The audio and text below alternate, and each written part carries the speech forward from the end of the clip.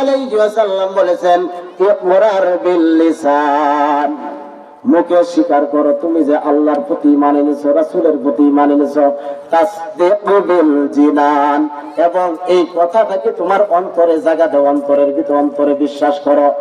আর যখন কোন ব্যক্তি এই কথাকে অন্তরের ভিতরে জায়গা দিবে এবং মুখে স্বীকার করবে, ওই ব্যক্তি কি কোনোদিন আমল ছাড়া থাকতে পারবে?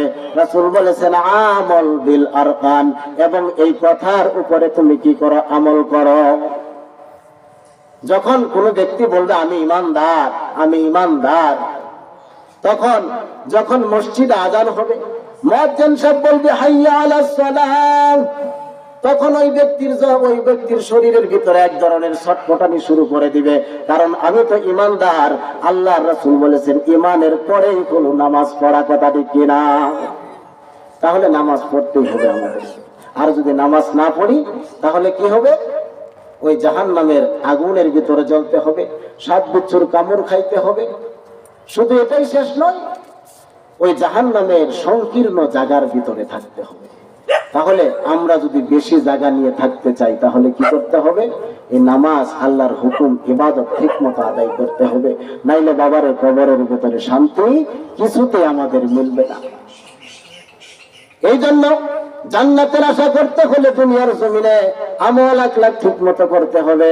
হযরত আব্দুল্লাহ ইবনে মাসউদ রাদিয়াল্লাহু তাআলা আনহু থেকে বর্ণিত, তিনি বর্ণনা করেছেন রাসূল সাল্লাল্লাহু আলাইহি ওয়াসাল্লাম বলেছেন যে যখন আল্লাহ রাব্বুল আলামিন কিয়ামতের ময়দানে ওই পুল সিরাতের গোড়ায় সকলকে জমায়েত করবেন, ওই পুল সিরাত জান্নাতের উপর দিয়ে জান্নাতের দিকে চলে যাবে। ওই পুল সিরাতের উপর কাঁটাত নামক গাছের কাঁটার মতো কাঁটা ছড়ানো থাকবে। বাবারে, ওই পুল সিরাতের গোড়ায় যে যতটুকু আমল করবে, এই আমল অনুযায়ী পুল সিরাত পার হবে। কেউ বিদ্যুৎ গতিতে পুল সিরাত পার হয়ে যাবে, আবার কেউ বাতাসের গতিতে পার হয়ে যাবে, আবার কেউ নদীর স্রোতের মতো পার হয়ে যাবে, আবার কেউ কি করবে? ওই দ্রুতগামী ঘোড়ার মতো পার হয়ে যেতে থাকবে। বাবারে, এইভাবে পার হইতে হইতে সর্বশেষ যেই ব্যক্তি জান্নাতের ভিতরে চলে যাবে, ওই ব্যক্তি 2 পায়ের আঙ্গুলে ভর দিয়ে দিয়ে পুল সিরাত পার হতে থাকবে। কিছু যাবে আবার উপর হয়ে পড়ে যাবে। এইভাবে ক্ষত বিক্ষত হয়ে যখন পুল সিরাত পার হয়ে জান্নাতের গেটের ভিতরে চলে যাবে, তার জন্য জান্নাতের দরজা খুলে দেওয়া হবে।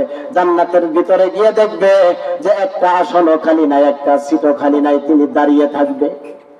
আর আল্লাহ রাব্বুল আলামিনকে বলবে, মালিক, আপনার ইজ্জত, আপনার সম্মান, আপনার বরত্বের কসম